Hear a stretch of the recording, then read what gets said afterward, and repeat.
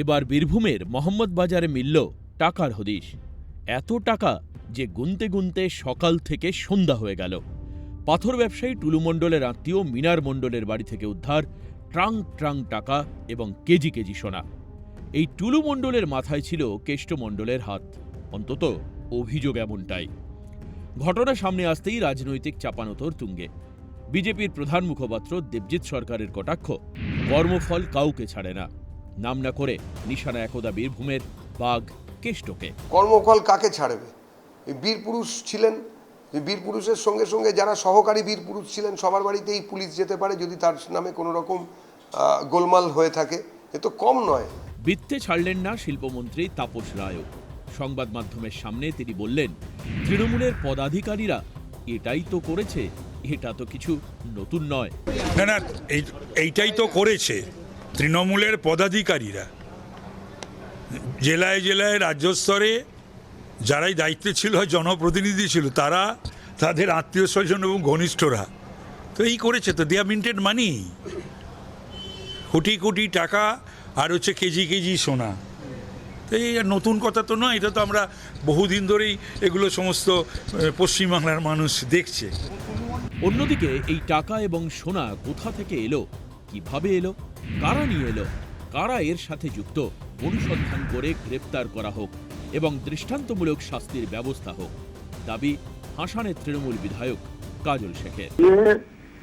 যেখান থেকে পাওয়া গেছে প্রচুর টাকা এবং কেজি কেজি সোনা, আমি বলবো কোথা থেকে এলো, কিভাবে এলো, কে এখানে নিয়ে রাখলো, এর সঙ্গে কারা কারা জড়িত, প্রত্যেককে অনুসন্ধান করে প্রত্যেককে গ্রেপ্তার করা হোক এবং নজিরবিহীন দৃষ্টান্তমূলক সাজা দেওয়া হোক।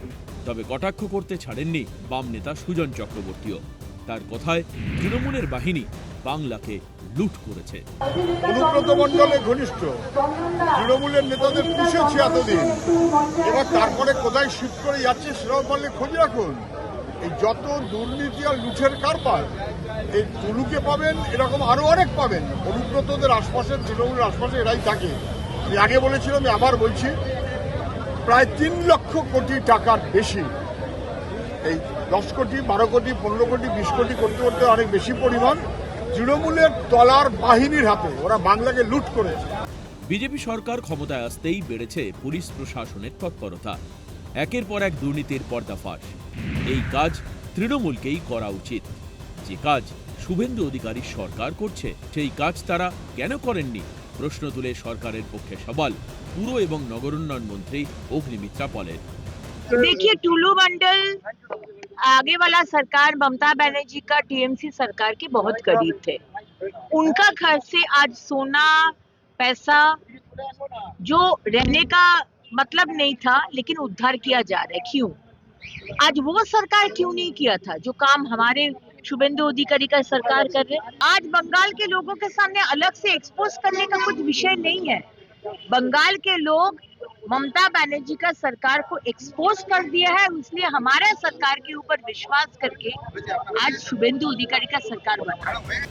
তৃণমূলের আমলে যে দুর্নীতির বৃক্ষরোপণ হয়েছে তার শিকড় উপড়ে ফেলতে বদ্ধপরিকর বিজেপি সরকার। তদন্তে কোনো রাঘব বোয়াল জালে ধরা পড়ে কিনা এখন সেটাই দেখার। ক্যালকাটা নিউজ।